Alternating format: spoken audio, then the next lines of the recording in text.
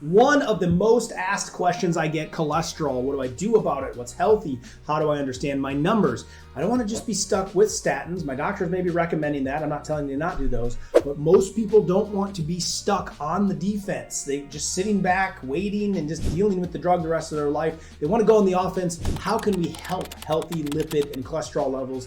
If you're a cholesterol sufferer or one of your family members is, I'm breaking down. I got a list of questions in front of me. LDL, HDL, triglycerides, CRP. What do we need to look at? How do you make sense of the numbers? Let's go. So, lots of questions that roll in all the time on this topic right out of the gates. LDL, HDL, triglycerides, why you need more information to understand and make a good decision. This is the main one. I'll have tons of you during Q&As ask me, here's my numbers. What do you think? Here's how you break it down. 5 numbers, maybe 6 that you want to look at. Very, very important on this, okay? Number 1, we're looking at our LDLs, HDLs, triglycerides, okay? The ratios of them matter a lot. So if triglycerides are above 100, I would halt right there. You have an overconsumption and a sugar problem, okay? I would recommend doing rotational eating. Watch this video for that. Put in your link below as well. Rotational eating, trimming the eating and the consumption and the amount of times you're consuming down, and you want to get carbohydrates out. You should also consider flushing your liver and checking out one of my videos on liver health or using my liver support.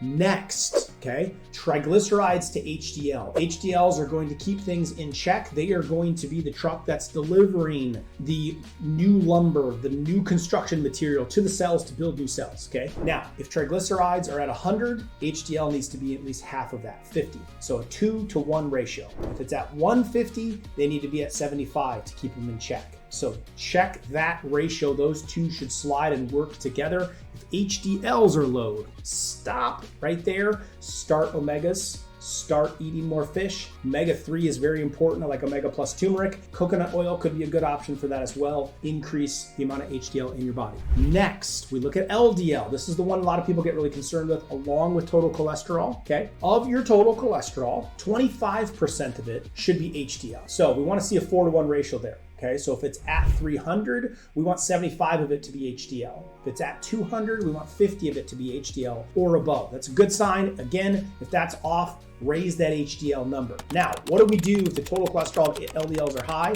and triglycerides and HDLs are in good normal ranges? Well, we need to understand more about those, and you work with your doctor on this, okay? But total cholesterol, if it's above 300, that could be a hereditary issue. You want to talk to them about it. We want to be as proactive as we can be of healthy eating, healthy fats, healthy cholesterol levels, but that's the only time that you really need to have a different conversation with the doctor at that point. Assuming though, we're somewhere below that and LDL is now above 100, 125, 150, it's creeping up, we've got to understand LDL better. The test I would recommend you asking your doctor for is called a particle size test. Not all cholesterols are made the same. They start off big. They are a ball of garbage coming from the cell that just got replaced. HDL is sending out new material to build new cells. Old cells are being broken down. We're going to take that cholesterol, that's what's made your cells are made up of, and bring it back to the liver, recycle it, and then we can use it again. It's a recycling program. So these recycling trucks are bringing it back, but sometimes the recycling plant isn't open or isn't efficient. So they just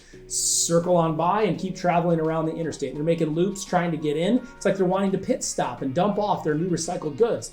Well, the longer they're on the road, the more the tires on the truck get wore down. Pretty soon the truck starts to smoke, right? It's getting beat up, it's burning oil, it needs a pit stop. But those cholesterol, big balls of recycling, they start losing some of it. It's like the tires on the car are getting smaller, they're getting wore down, and they get oxidized. Oxidation of cholesterol is the problem. That is caused by environmental toxins, chemicals, drugs, stress on your body, sugar, all oxidate the cholesterol. So cholesterol, again, in your body is made by your body, oxidating it, not good. So then the particle sizes become smaller. They're not rolling over, they're not being properly recycled in your body. If you have a lot of small particle sizes, those are the ones that are highest oxidation, can get stuck and can create issues inside of your system, like clogging and what we're trying to avoid with the arteries. So if LDL particle size, small sizes are high, then you got to get and move on, okay? Now, what are some action steps we can take to help support normal LDL levels, right? I like beta-glucan. That's the ingredient found in oatmeal. Instead of eating the carbohydrates of oatmeal, you may consider just taking a supplement form of beta-glucan. Plant sterols are another effective one at addressing and helping support LDL levels. However, if your small particle sizes are really small, that might not be the only option that you want to take, okay? So those are a couple of the good ones. Aged garlic, extracted garlic, another good one. You can check out my cholesterol support to help normal cholesterol supporting levels, all right? So those are our numbers. Now, there was a study that came out several years ago that said there is one number that supersedes everything else we just talked about. Literally, your LDL could be high, it could be low. Your HDL could be high, it could be low. Your total cholesterol could be high, it could be low. But if you get this one number wrong, your risk of heart attack and stroke is significantly higher. And that is CRP, C-reactive protein. There's 2 types that they can test. This is going to address, is there strain and stress on your heart? Is the tissue of your heart breaking down and inflamed? That is an absolute must for your doctor to be testing, to know. I like to see it below 1. That's what mine was the last time I tested it earlier this year. If you can go between 1 and 3, you start creeping above 3, we've got heart damage going on. You have an inflammatory problem. Cholesterol and CRP are directing and pointing you towards there's inflammation being created in your body. Is your liver bogged down? Are you eating too often? Are you just eating really bad foods? Are you way too stressed, or are you toxic? So we start addressing that by cleaning the liver, eating properly with the books that I have below. Those are free resources for you to show you how to start taking these approaches. But if CRP is high, that's the number to focus on, bar none. Shows the research. You can actually check out my video on exactly that study. It's a fascinating one.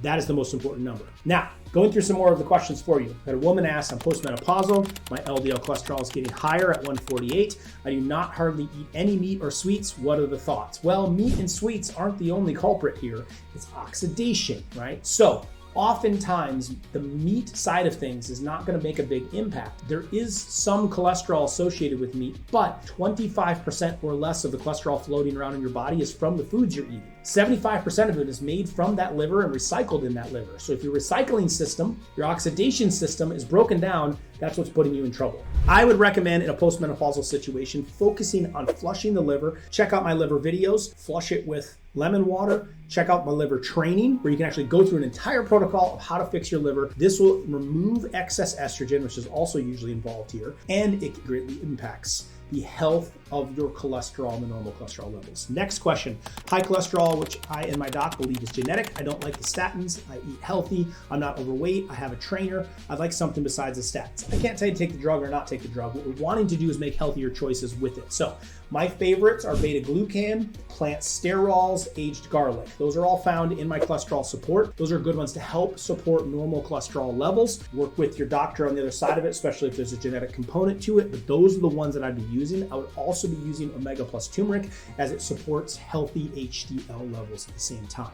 I'm taking statins, this question 4. What supplement should I take to support that? So supporting that, statins shut down the factory that produces cholesterol in your body. Well, that factory also makes CoQ10. CoQ10 is involved in energizing and powering your muscles. The most important muscle you have is your heart. So you are stripping the muscles. That's why a lot of people experience ruptured Achilles or cramping in the legs while taking a statin drug. Is one of the main side effects of it. The brain also is impacted because your brain is made up of so much cholesterol. It strips cholesterol out of the brain, so we have memory issues. Those are the black box warnings right on the cholesterol drugs. You can talk to your doctor or pharmacist about those. So what that means is if you are taking one of those, it is an absolute must that you take healthy fats and that you take CoQ10. So I highly recommend my cholesterol support. It has CoQ10 levels in it, so you can be taking CoQ10, and if you use the omega turmeric, you're replenishing some of those fats that the brain and the other parts of the body still need to have healthy cholesterol working for them in the body, making new cells, while you and your doctor are dealing with what they're looking at as unhealthy cholesterol levels. Next, would the omega turmeric lower cholesterol? Omega-3s have been shown to support normal cholesterol levels, healthy cholesterol levels. So I think it's a great idea to add in. Fish into your diet is a really good one. I like omega-3s from animal sources, maybe a little flaxseed, but you want to be careful there that you don't overload too much linoleic acid, which is very toxic and causes oxidation to the cholesterol. That's why we want to stay with omega-3 coming from fish sources. Ideally, I like to combine mine with turmeric because those are two very well-known herbs, some of the most studied on the planet, to help support a normal inflammatory response. All right, next up, my cholesterol and triglyceride numbers are extremely high. Should I stop using coconut oil? I'm already on the cholesterol support as well as the omega turmeric. What do I do here, Dr. Livingood? Triglycerides and cholesterol are really high. You said the name right there. Triglycerides are high. If those are high, I think that's the perfect first place to start with your lifestyle because it usually signals overeating and overconsumption of carbohydrates. Rotational eating is a great solution for that. You can grab my free book. I break it down there, or I have a video right here on this channel to help break it down with a guide. I would start rotational eating, I would lower your carbohydrate intake. You can impact, if you have fatty liver built up in your system, you can impact that in 2 weeks by eating this way. So rotational eating, 2 weeks, lowers the fat in the liver. I would also add in some lemon water, and I like that you're taking the cholesterol support with things like beta-glucan, plant sterols, and aged garlic, CoQ10, and the omega turmeric. Very good options. Number 8, so I have a genetic cholesterol issues, genetic heart issues, atherosclerosis. I was told to eat a plant-based diet. You suggest avoiding plant oil. Please clarify. Okay, so in the scenario of the genetic side of things, you're working with your doctor. Again, I'm not giving you advice on how to manage your cholesterol. We want to make healthy choices so the body promotes healthy cholesterol. What happens if you get a lot of small particle sizes? That's why that test is so important. It's called an NMR, Nancy Mary Randall, okay? NMR, or particle size test. If you have a lot of small particles, then what can happen is your body's not recycling them very well, and actually plant oils can add to that problem. So in that scenario, I would cut out all sources of plant oils, okay? I would cut out coconut oil, avocado, olive, which are ones that I love, but definitely vegetable, soybean, cottonseed. These are all going to be very dangerous plant oils that are going to add to the fire, add to the oxidation, and those really impact, shows the research, the LDL particle size rolling over so they can become big particles again. So that's the scenario that I would experiment with. 90 days of no plant oil at all. What do you cook with? You have butter, you have ghee, you have animal fat. That's all you're focusing on, okay? Just those, okay? And then I would be eating a lower carbohydrate, rotational eating plan like the video below, and then retest to see how you're doing. During that time, I would absolutely be using the CoQ10. Still love the beta-glucan in that scenario, but retest it at that point. So that's what I mean with the plant oils, getting very strict in that regard. That's not advice for everybody, but that's one for those that deal or struggle with small particle sizes. Finally, someone asks, a carnivore diet may be good for your small intestines, but what are its effect on cholesterol? Again, only 25% of the cholesterol that you have in your system comes from your diet, and you're assuming that just goes straight to it, and that is the culprit. Well, as we've cut down low fat, no fat, attacks on meat, we've increased carbohydrates like crazy. We've increased sugar like crazy over the past 50 years, and heart disease rates are exploding. So